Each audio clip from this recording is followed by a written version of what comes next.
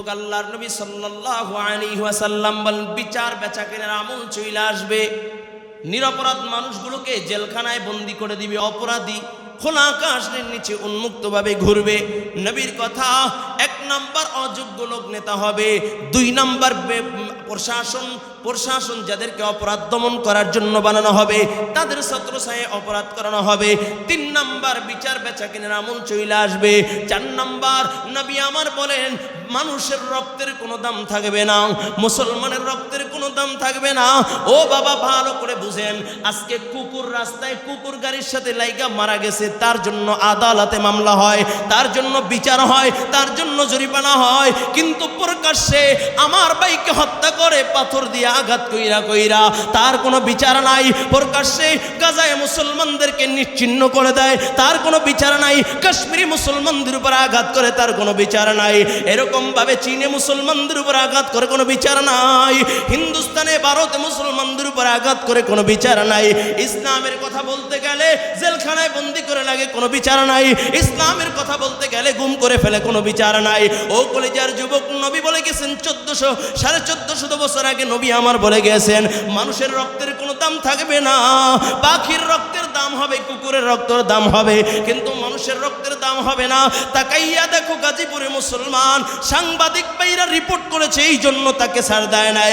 প্রকাশ্যে গাজীপুর চৌরাস্তায় 4 দোকানের সামনে আল্লাহর বান্দাকে জবে করে দেয়। শুধু তাই না, যখন জান যাবে এই মুহূর্তে ডাক দিয়ে বলে, একটু পানি দাও, আল্লাহর বান্দাকে 1 ফোঁটা পানিও পর্যন্ত জবানে দেওয়া হয় না। এত বড় জালেম, এত বড় নরপশুষ আমাদের দেশের ভিতরে যদি খোঁজ নিয়ে দেখি, যেই জালেম তাকে হত্যা করেছে ও একজন মুসলমান, ও যদি খোঁজ নিয়ে দেখি যেই জালেম ইট দিয়া থেতলায় হত্যা করেছে ওটাও একজন মুসলমান, কেন এত নরপশুষ হইল? কয় দলকে দলের সাফাই গাইতে যাইয়া, দলের সাফাই করতে যাইয়া, দলের পথ পাবার জন্য, দলের জন্য, দলের মায়ার মমতা ভালোবাসার জন্য ইসলামী আদর্শকে বিলীন কইরা মানুষ হত্যা করতেও তাদের কাছে বাজে না, ঠিক কিনা? এটাই হলো বাস্তবতা, এটাই হলো বাস্তবতা। আজকে ইসলাম আমার কাছে 4 সাবজেক্ট হয়ে গেছে, দল আমার কাছে একদম, আমার কাছে দলই আপন, দলই হলো আমার কাছে প্রিয়। আমার বাবার চেয়ে আমার দল বড়, মায়ের চেয়ে আমার দল বড়, বোনের চেয়ে দল বড়, স্ত্রী সন্তানের চেয়ে দল বড়, ঠিক কিনা জোরে বলেন? এটাই তো হচ্ছে। আল্লাহর কসম করে বলি, যে যত দলের মায়ায় নিজেকে বিলীন করে দিয়েছে, ইসলামী আদর্শ থেকে সরে গিয়েছে, কাল কিয়ামতের ময়দানে তার তত বড় ক্ষতি। যেমন রাসূল সাল্লাল্লাহু আলাইহি ওয়াসাল্লাম বলেন, মান তাশাব্বাহা কওমিন ফাহুয়া মিনহু। রাসূল বলেন, যেই ব্যক্তি যার সাথে মুহাব্বত রাখবে, ভালোবাসা রাখবে, প্রেম রাখবে, কাল কিয়ামতের ময়দানে সে তার সাথে উঠবে। যদি আপনার ভালোবাসাটা রং, আপনার লেবাস, সুরাত, পোশাক, আচার আচরণ, ব্যবহার যদি রসুলের তরিকায় হয়, কাল কিয়ামতের ময়দানে রসুলের সাথেই হাসর নাসর হবে। আর আপনার আদর্শ যদি লেলেন কালমাস, আবু জাহেল, উতবা, শাইবার মতো হয়, কাল কিয়ামতের ময়দানে তাদের সাথেই কিয়ামতের ময়দানে দাঁড়াইতে হবে। কাল কিয়ামতের ময়দানে আল্লাহ পাক রব্বুল আলামিন বুদ্ধিমানদেরকে ডাক দিবেন, ফেরেশতাদেরকে বলবে, ফেরেশতারা বুদ্ধিমানদেরকে ডাক দাও। ফেরেশতারা বলবে, আল্লাহ বুদ্ধিমান আবার কারা? আমাদের দেশে তো বুদ্ধিজীবীর অভাব নাই। ইসলামের বিরোধিতা যে যত বেশি করবে সে তত বড় বুদ্ধিমান, ঠিক কিনা? নাকি ভুল বললাম? ইসলামের বিরুদ্ধে যে যত বেশি লিখতে পারবে সে তত বুদ্ধিমান, ঠিক কিনা? যে যত নাস্তিক্যবাদকে গ্রহণ করবে সে তত বড় বুদ্ধিমান, ঠিক কিনা যারা বলেন? নাকি না ভুল বললাম? হ্যাঁ, এদেশে ইসলামী আদর্শ বাস্তবায়ন করতে গিয়ে কথা বললে তাকে জঙ্গিবাদ, মৌলবাদ, সন্ত্রাস, রাজাকার তকমা দিয়ে তাকে জাতির সামনে কলঙ্কিত করতে চায়, ঠিক কিনা যারা বলেন? কিন্তু প্রক্ষান্তরে যারা চাঁদাবাজি করে, টেন্ডারবাজি করে, যারা সন্ত্রাসী করে, লুটপাট করে, তাদের বিরুদ্ধে কথা বলার লোক নাই, ঠিক কিনা যারা বলেন? তো দুনিয়ার বুদ্ধিজীবী যারা ইসলামের বিরুদ্ধে কথা বলে তাদেরকে দুনিয়ার বুদ্ধিজীবী বলা হয়। আর আল্লাহ তাআলার যাদেরকে বুদ্ধিজীবী বলবে তাদের গুণ কি? আল্লাহ পাক রব্বুল আলামিনের কাছে ফেরেশতা প্রশ্ন করবে, আল্লাহ বুদ্ধিমান কারা, তাদের পরিচয় দেন। আল্লাহ পাক রব্বুল আলামিন বুদ্ধিমানদের পরিচয় দেয়, আল্লাযীনা ইয়াযকুরুনাল্লাহ কিয়ামান ওয়া কুউদান ওয়া আলা জুনুবিহিম ওয়া ইয়াতাফাক্কারুনা ফী খালকিস সামাওয়াতি ওয়াল আরদ ربنا ما خلقت هذا باطلا سبحانك فقنا عذاب النار سبحان الله আল্লাহ কয় বুদ্ধিমান হইল ওই সমস্ত লোক যাদের ভিতরে তিনটা গুণ থাকবে। কয়টা? এটা হাত জাগান তো, কয়টা? এক নাম্বার, যারা দাঁড়ানো অবস্থায় আল্লাযীনা ইয়াযকুরুনাল্লাহ কিয়ামান ওয়া কুউদান ওয়া আলা জুনুবিহিম, কয় যারা দাঁড়ানো অবস্থায়, বসা অবস্থায়, শোয়া অবস্থায় আল্লাহ পাকের জিকির করে তারা হইল বুদ্ধিমান। দুই নাম্বার, যারা আল্লাহ পাক রব্বুল আলামিনের আসমান, আল্লাহ পাক রব্বুল আলামিনের জমিন, আল্লাহ তাআলার এই সৃষ্টি জীব দেখা আল্লাহ তারা পরিচয় লাভ করে তারা বুদ্ধিমান। তিন নাম্বার, যারা গভীর রাত্রে উঠা বলে রব্বানা আসরিফ আন্না আযাবা জাহান্নাম ইন্না আযাবাহা কানা গরামা, যারা গভীর রাত্রে উঠা জাহান্নামের ভয়ে কান্দে আল্লাহ তাআলার কাছে তারাই বুদ্ধিমান। সুবহানাল্লাহ। আচ্ছা, যাদের ভিতরে এই গুণগুলো আছে তারা কি চাঁদাবাজি হতে পারে? তারা কি টেন্ডারবাজি হতে পারে? দুর্নীতিবাজ হতে পারে? কারণ তারা তো জাহান্নামকে ভয় পায়। কি ঠিক কিনা? তারা তো জাহান্নামকে ভয় পায়। বড় আশ্চর্য হয়ে যায়, কোন দেশে বসবাস করি।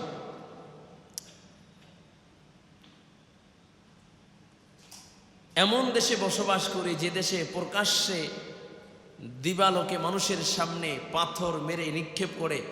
এই নিউজ যেতে না যেতে আবারও গতকালকে গাজীপুরে ইট দিয়ে এক আল্লাহর বান্দাকে চাঁদা না দেওয়ার কারণে ইট দিয়া বলে এমনভাবে আঘাত করেছে, বলে মাথা থেতলাইয়া একদম তাকে শহীদ করে দিয়েছে, তাকে কতল করে দিয়েছে, হত্যা করে দিয়েছে। কয় টাকা চাঁদা? তার মানে একটা মানুষের জীবনের দাম সামান্য 1000, 2000, 5000, 10000, 1 লাখ, 2 লাখ টাকার চেয়ে কম। তো পয়গম্বর আরবীর তো হাদিস মনে পড়ে যায়। রাসূল বলেন, বাদিরু সিত্তাম বিল মাউত ইমরাতুস সুফাহা ওয়া কাসরাতুশ শুরাত ওয়া বাইআল হুকম ওয়াল ইস্তিগফাফাম বিদ্দামি ওয়া কাতিয়াতার রিহমান শা আইয়াত্তাখিযুনাল কুরআন মাযামিরা।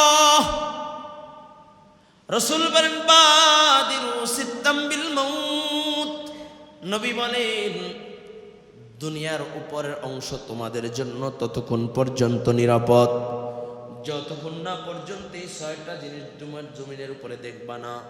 যখন এই 6টা জিনিস জমিনের উপরে দেখবা তখন তোমাদের জন্য জমিনের উপর অংশ নিরাপদ নয়। জমিনের উপরের অংশের চেয়ে জমিনের নিচের অংশ, ইয়ানি মৃত্যু বরণ করা মাটির নিচে যারা চলে যায় তারা নিরাপদ। কার কথা? কার কথা? নবীর কথা। 6টা জিনিস কি? 1 নাম্বার, ইমরাতুস সুফাহা, অযোগ্য লোক নেতৃত্ব স্থানে বসবে। যাদের কোনো যোগ্যতা নাই তারা নেতা হবে। খুনি, সন্ত্রাস, লুচ্চা বাটপার নেতা হবে। নবী বলেন, ইমরাতুস সুফাহা, অযোগ্য লোক যখন নেতা হবে তখন সমাজের যোগ্যতাবান ব্যক্তির কোনো দাম থাকবে না। অশিক্ষিত লোক যখন নেতা হবে শিক্ষিত লোকের দাম থাকবে না। খুনি, ধর্ষক যখন নেতা হবে তখন সমাজের ভদ্র সভ্য লোকের কোনো দাম থাকবে না। ঠিক কিনা জোরে বলেন? আমি বানানোর কথা বলতেছি নাকি সেটাই হচ্ছে? হ্যাঁ, সেটাই তো হচ্ছে। দেখেন, যে যত টেন্ডারবাজি করতে পারবে, যে যত অশ্লীল বক্তব্য দিতে পারবে, যে যত জুলুম অত্যাচার করতে পারবে, যে যত চাঁদা তুলতে পারবে, সে তত বড় লিডার আর সে তত বড় দলের নেতা। ঠিক কিনা যারা বলেন? নবী বলেন ইমরাতুস সুফাহা, অযোগ্য লোক যখন নেতা হবে জমিনটা তোমার জন্য নিরাপদ থাকবে না। ওয়া কাসরাতুশ শুরাত, নবী আমার বলেন প্রশাসন বেশি হবে আর প্রশাসনের ছত্রছায়ায় অপরাধ হবে। ঠিক কিনা? এ যুবক ভাই, গতকালকে দেখলাম চাঁদা চাইছে, চাঁদা না দেওয়ার কারণে ইট দিয়া তাকে থুতলাইয়া তাকে হত্যা করে দিয়েছে। যেই সাংবাদিক ভাই এটা রিপোর্ট করেছে, ভিডিও করেছে, রাত্রেবেলা চার দোকানের সামনে গাজীপুর চৌরাস্তা, যেখানে মানুষের বসবাস, পাশেই প্রশাসন দাঁড়ানো, সেইখানে তাকে গলা কেটে হত্যা করে দিয়েছে। কোনো প্রতিবাদ নাই। আমরা তাকায় দেখি প্রশাসন বেশি আছে কিন্তু অপরাধও বেশি হচ্ছে। যেই প্রশাসনকে রাখা হয়েছে অপরাধ দমন করার জন্য, সেই প্রশাসনের ছত্রছায়ায় অপরাধ হচ্ছে। ঠিক কিনা? তাহলে নবী বলেন প্রশাসন বেশি হবে। যেই প্রশাসনকে অপরাধ দমন করার জন্য বানানো হবে, সেই প্রশাসনের ছত্রছায়ায় অপরাধ হবে। আমরা তাকায় দেখলাম আজকে নিরপরাধ মানুষগুলো আদালতে দৌড়াইতেছে, জেলখানায় বন্দি, কিন্তু অপরাধ কইরাও টাকার গরমে খোলা আকাশের নিচে উন্মুক্তভাবে ঘুরে আছে কি নাই? ইস্তিগফাফাম বিদ্দামে রাসূল আকরাম সাল্লাল্লাহু আলাইহি ওয়াসাল্লাম বলেন কাসরাতুশ শুরাত ওয়া বাইআল হুকমি ওয়াল ইস্তিগফাফাম বিদ্দামে। নবী আমার বলেন বিচার বেচা কিনার আমল চলে আসবে, বিচার বেচা কিনার আমল চলে আসবে। যারা বিচারক হবে টাকার বিনিময়ে, বলে যে নিরপরাধকে শাস্তি দিয়া অপরাধকে উন্মুক্ত করে দিবে। ঠিক কিনা জোরে বলেন? প্রকাশ্যে যেমনি ভাবে সোহাগকে হত্যা করা হলো, ওই সোহাগের বিচার যদি কোরআনী আইন বা সংবিধান অনুযায়ী, ইসলামী সংবিধান অনুযায়ী যদি হতো, ইসলামী রাষ্ট্র অনুযায়ী যদি হতো, কোরআনী আইন অনুযায়ী যদি হতো, বাংলাদেশে দ্বিতীয় আর কেউ মানুষ হত্যা করতে পারতো না, বাংলাদেশে দ্বিতীয় আর কেউ আইন হাতে তুলে নিতে পারতো না। ঠিক কিনা? কিন্তু সোহাগ হত্যার পরে এমন কোনো দিন নাই খুন হয় না। মোবাইল খুললেই কেউ দর্শিত হচ্ছে, কেউ কাউকে চাঁদার দায় এরকম হাত পাও পিটায় ভেঙে দেওয়া হচ্ছে, কেউ চাঁদা না দেওয়ার কারণে তার দোকান লুটপাট করে তার দোকান ভাঙচুর করা হচ্ছে। এমন একটা দিন নাই এ নিউজ হয় না। ও যুবক ভাই, কবে তোমার বিবেক জাগবে? কবে তুমি সজাগ হবা? যখন কোন বুদ্ধিমান যুবক তোমরা যখন দাঁড়ায় যাবা, ইসলামের পক্ষে কথা বলবা, ইসলামের আদর্শ দিয়ে আল্লাহ তাআলার দ্বীনকে পরিপ্রতিষ্ঠা করবা, কোরআনী আইন যখন চালু করবা, বাংলার জমিনে কোনো খুনির ঠাঁই হবে না, কোনো ব্যক্তি কোনো চাঁদাবাজির ঠাঁই হবে না। কোনো ব্যক্তি খুন করে, দর্শন করে, টেন্ডারবাজি আর চাঁদাবাজি করে রক্ষা পাবে না। মানুষগুলো নিরাপদে ঘুমাইতে পারবে। ঠিক কিনা যারা বলেন? অনেকের ব্যথা লাগতে পারে, কষ্ট লাগতে পারে, কিন্তু আপনার চেয়ে আমার বুকের ভিতরে ব্যথা বেশি।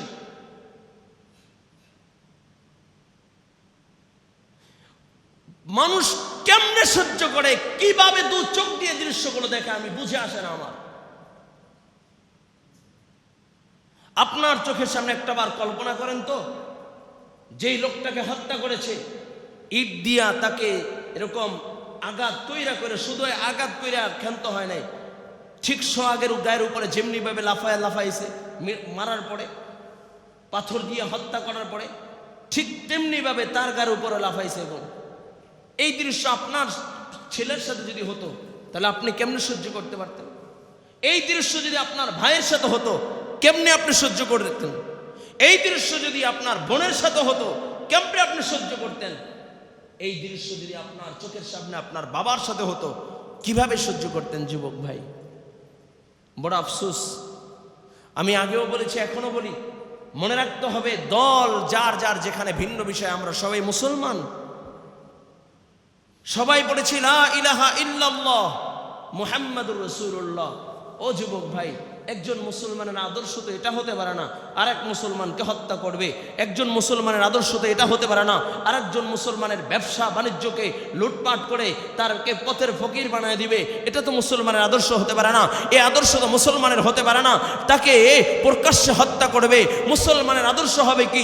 আল্লাহর নবী সাল্লাল্লাহু আলাইহি ওয়াসাল্লাম বলেন, আল্লাহ নবী সাল্লাল্লাহু আলাইহি ওয়াসাল্লাম মুসলমানের আদর্শ কেমন হবে সাহাবায়ে কেরামের মাঝে সে আদর্শ ফুটায় রাইখা আল্লাহর নবী ওই আইয়ামে জাহিলিয়াতকে স্বর্ণের যুগ বানায় দেখায় দিয়েছে। বলুন সুবহানাল্লাহ।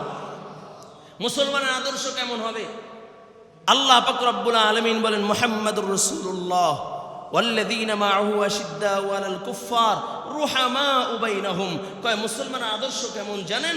মুসলমান হবে বেঈমান কাফেরদের বিরুদ্ধে শক্ত আর গরম, আর মুসলমানের জন্য হবে রুহামাউ বাইনাহুম, বলে সফট হৃদয়ের, বলে উদার মনের, বলে তাদের জন্য তাদের ব্যবহারটা হবে কোমল। যেমনি ভাবে সাহাবায়ে কেরামের ভিতরে হয়েছে। সাহাবায়ে কেরাম কেমন ব্যবহার ভালো করে বুঝবেন। যুদ্ধের ময়দানে গেছেন, যুদ্ধ চলতেছে, এক পাশে কাফের এক পাশে মুসলমান। হঠাৎ করে নবীর এক সাহাবী আহত হয়ে জমিনে পড়ে আছে, মৃত্যুর শরণাপন্ন। এমন সময় পানি পানি বলে আওয়াজ দিলেন। সাথীরা একজন পানির গ্লাস নিয়ে গেলেন, ভাই পানি পান করো। সাহাবী রক্তাক্ত অবস্থায় পানির গ্লাস হাতে নিছে, ঠোঁটে লাগাবে, পান করবে। এমন সময় পাশ থেকে আরেকজন ডাক দেয়, পানি পানি বলে আওয়াজ দিয়েছে। নবীর সাহাবী ডাক দিয়া বলে, ভাই আমারকে তো তুমি পানি দিয়েছো, আমার চেয়ে বড় ভয় তো বা আমার চেয়ে বেশি প্রয়োজন, আমার ওই ভাইয়ের পানির বেশি প্রয়োজন, যাও যাও তাকে পানি দিয়া দাও। পানির গ্লাস নিয়ে যখন তার কাছে গিয়েছে, ওই সাহাবী পানির গ্লাস নিয়ে পানি পান করবে। এমন সময় আর একজন আওয়াজ দেয়, পানি পানি বলে আওয়াজ দেয়। বলে, ভাই আমার চেয়ে বোধ হয় আমার ওই ভাইয়ের পানির বেশি প্রয়োজন, যাও যাও তার কাছে পানি নিয়ে যাও। যখন পানির গ্লাস তার কাছে নিয়ে যায়, ওই সাহাবীর কাছে যা দেখে আল্লাহর বান্দা নবীর সাহাবী শাহাদাতের শরাব পান কইরা দুনিয়ার থেকে বিদায় নিয়ে জান্নাতের বাসিন্দা হয়ে গিয়েছে। পানির গ্লাসটা নিয়ে দৌড়া দ্বিতীয় সাহাবীর কাছে আসলেন। আয়েশা দেখে ওই সাহাবীও শাহাদাত বরণ করেছে। প্রথম জনের কাছে যখন পানির গ্লাস নিয়ে দাঁড়াইলেন, তাকায়া দেখে নবীর সাহাবী প্রথম যার কাছে পানি নিয়ে গিয়েছিলেন ওই নবীর সাহাবী দুনিয়ার থেকে বিদায় নিয়েছে। ও কলিজার যুবক, এটা হলো আল্লাহর নবীর সাহাবীদের আদর্শ, এটা হলো নবীর সাহাবীদের আদর্শ। ঠিক এই আদর্শ যদি আপনার আমার ভিতরে চলে আসে, এই আদর্শ যদি আপনি আমি লালন পালন করতে পারি, তাহলে কোনো মুসলমানের হাত দ্বারা অপর মুসলমান আঘাতপ্রাপ্ত হতে পারে না।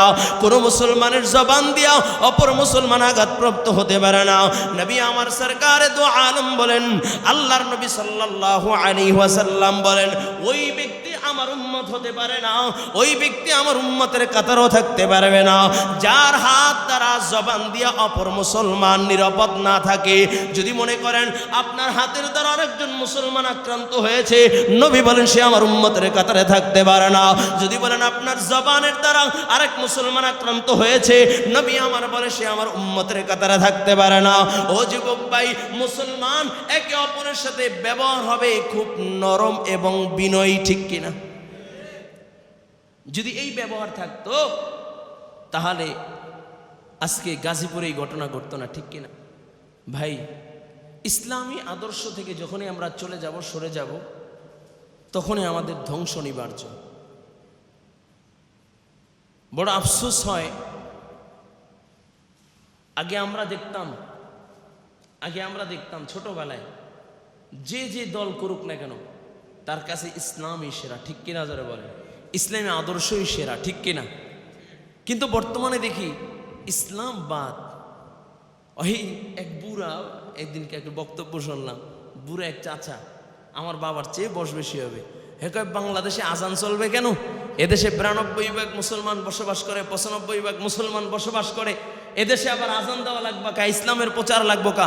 ইসলামের প্রচার করলে ভারত যাও, চীনে যাও। আচ্ছা বলেন তো, এই মন মানসিকতা করে এত বছর দাড়ি চুল পাই গেছে, এই লোকটা যদি এখন মারা যায়, কবরে যায়, কি জবাব দিবে? কবরে যায় কি জবাব দিবে একটাবার চিন্তা করেন তো।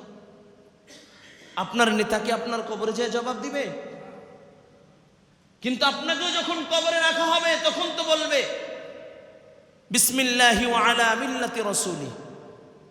আর তখন যদি আপনাকে বলল রসুলের মিল্লাত অনুযায়ী, মুসলিমের মাযহাব অনুযায়ী আপনাকে কবর রাখা হলো, কিন্তু আপনার সারা জীবন লেনিন আল কালমাসের আদর্শ গ্রহণ করলেন, আপনি সারা জীবন এরকম নাস্তিক্যবাদী আর হিন্দুত্ববাদীকে গ্রহণ করলেন, তাহলে ওই কবরে যখন রাখবে আপনাকে বলবে বিসমিল্লাহি ওয়া আলা মিল্লাতি রাসূলুল্লাহ।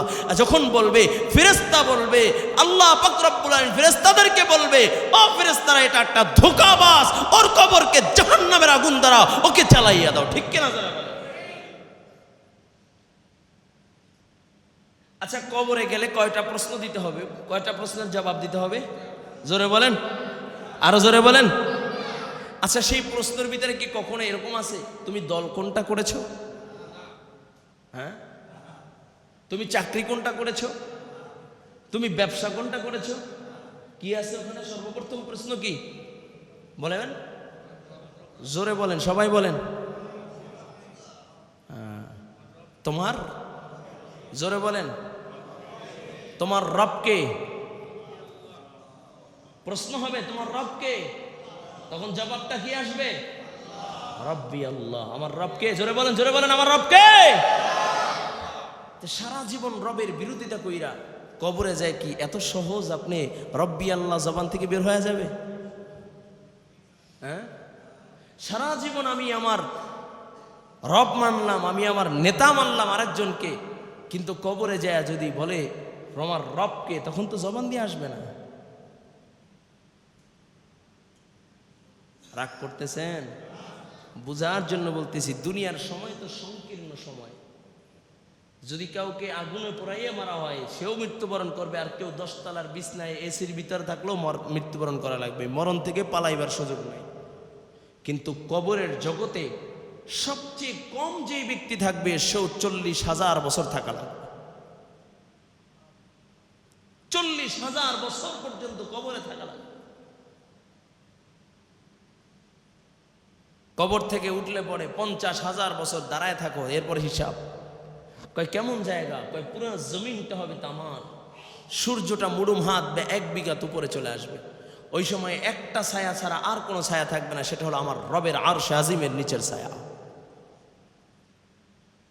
আজকে মসজিদের আজান ভালো লাগে না, মসজিদে এসে নামাজ পড়তে ভালো লাগে না, কোরআন তেলাওয়াত ভালো লাগে না, জিকির আজগার ভালো লাগে না, ইসলামী আদর্শ সংবিধান ভালো লাগে না, কোরআনী আইন ভালো লাগে না। আর ওই দিনকে আল্লাহ পাক রব্বুল আলামিন আরশে আজিমের নিচে 7 শ্রেণীর লোকদেরকে আল্লাহ আরশে আজিমের নিচে ছায়া দিবেন, আর কোন ব্যক্তি আরশে আজিমের নিচে ছায়া দিবে না। এর ভিতরে 1 নাম্বার, যেই ব্যক্তির কলবটা মসজিদের সাথে লটকানো থাকে, যেই ব্যক্তি আজানের আওয়াজ শুনলে মসজিদে আসার জন্য বেকুল হয়ে যায়, পাগল হয়ে যায়, আল্লাহ পাক রব্বুল আলামিন তাকে আরশে আজিমের নিচে ছায়া দান করবেন। সুবহানাল্লাহ। এই একজন। আরেকটা হলো আল ইমামুল আদিল, ন্যায় প্রাণ বাদশাহ, যারা ইসলামী আদর্শকে বাস্তবায়ন করে, আল্লাহর জমিনে আল্লাহর দ্বীন প্রতিষ্ঠা করে, তাদেরকে আল্লাহ আরশে আজিমের নিচে ছায়া দান করবেন। লেনিন আর কালমার্স আর অমুক তমুকের আদর্শ বাস্তবায়ন করলে আরশে আজিমের নিচে ছায়া পাওয়া যাবে না। অনেকে মনে করবে হুজুর আবার রাজনীতির আলোচনা শুরু করে দিস। এদিকে রাজনীতির আলোচনা। অনেকে মনে করে যে কোরআন মানেই হলো হুজুররা করবে মিলাদ পড়বে আর নামাজ পড়াবে আর জানাজা পড়াবে আর পোলা বানাইলে আজান দিবে, এই তো কাম। এই এই এই কাজের জন্যই আমাদেরকে বরাদ্দ করে দিচ্ছে। আর এই কাজগুলো যে করে সমাজের মাশাআল্লাহ, এই হুজুরের নানার হুজুরই হয় না। আর যখনই বলবে চুরি করলে হাত কাটা হবে, যখনই বলা হবে কোরআনী বিধান অনুযায়ী চলবে, যখনই বলবে কোরআনী শাসন অনুযায়ী সমাজ চলবে, তখনই বলবে হুজুর জঙ্গি। ঠিক কিনা জোরে বলেন? তখনই বলবে এই হুজুর মৌলবাদ। ঠিক কিনা? এই হুজুর রাজাকার, যদিও বশ হয় নাই, নাকি ভুল বললাম?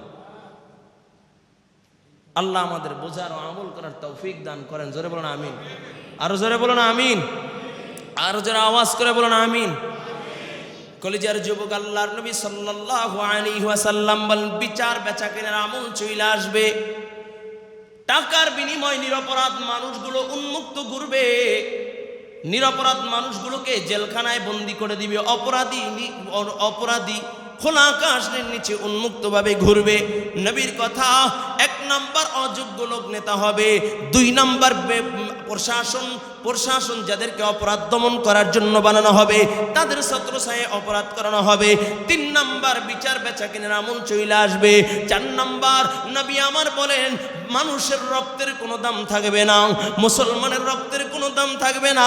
ও বাবা, ভালো করে বুঝেন, আজকে কুকুর রাস্তায় কুকুর গাড়ির সাথে লাইগা মারা গেছে, তার জন্য আদালতে মামলা হয়, তার জন্য বিচার হয়, তার জন্য জরিমানা হয়, কিন্তু প্রকাশ্যে আমার ভাইকে হত্যা করে পাথর দিয়ে আঘাত কইরা তার কোনো বিচার নাই। প্রকাশ্যে গাজায় মুসলমানদেরকে নিশ্চিহ্ন করে দেয়, তার কোনো বিচার নাই। কাশ্মীরি মুসলমানদের উপর আঘাত করে, তার কোনো বিচার নাই।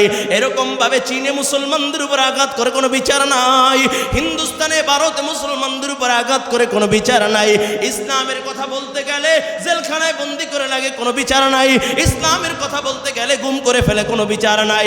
ও কলিজার যুবক, নবী বলে গেছেন 1400 বছর আগে নবী আমার বলে গেছেন, মানুষের রক্তের কোনো দাম থাকবে না। পাখির রক্তের দাম হবে, কুকুরের রক্তের দাম হবে, কিন্তু মানুষের রক্তের দাম হবে না। তাকাইয়া দেখো, গাজীপুরে মুসলমান সাংবাদিক ভাইরা রিপোর্ট করেছে, এই জন্য তাকে ছাড় দেয় নাই। প্রকাশ্যে গাজীপুর চৌরাস্তায় 4 দোকানের সামনে আল্লাহর বান্দাকে জবে করে দেয়। শুধু তাই না, যখন জান যাবে এই মুহূর্তে ডাক দিয়ে বলে, একটু পানি দাও। আল্লাহর বান্দাকে 1 ফোঁটা পানিও পর্যন্ত জবানে দেওয়া হয় না। এত বড় জালেম, এত বড় নরপশুষ আমাদের দেশের ভিতরে যদি খোঁজ নিয়ে দেখি, যেই জালেম তাকে হত্যা করেছে ও একজন মুসলমান। ও যদি খোঁজ নিয়ে দেখি, যেই জালেম ইট দিয়া থেতলায় হত্যা করেছে ওটাও একজন মুসলমান। কেন এত নরপশুষ হইল? দলকে দলের সাফাই গাইতে যাইয়া, দলের সাফাই করতে যাইয়া, দলের পথ পাবার জন্য, দলের মায়ার মমতা ভালোবাসার জন্য ইসলামী আদর্শকে বিলীন কইরা মানুষ হত্যা করতেও তাদের কাছে বাজে না, ঠিক কিনা? এটাই হলো বাস্তবতা, এটাই হলো বাস্তবতা। আজকে ইসলাম আমার কাছে 4 সাবজেক্ট হয়ে গেছে। দল আমার কাছে একদম, আমার কাছে দলই আপন, দলই হলো আমার কাছে প্রিয়। আমার বাবার চেয়ে আমার দল বড়, মায়ের চেয়ে আমার দল বড়, বোনের চেয়ে দল বড়, স্ত্রী সন্তানের চেয়ে দল বড়, ঠিক কিনা জোরে বলেন? এটাই তো হচ্ছে। আল্লাহর কসম করে বলি, যে যত দলের মায়ায় নিজেকে বিলীন করে দিয়েছে, ইসলামী আদর্শ থেকে সরে গিয়েছে, কাল কিয়ামতের ময়দানে তার তত বড় ক্ষতি।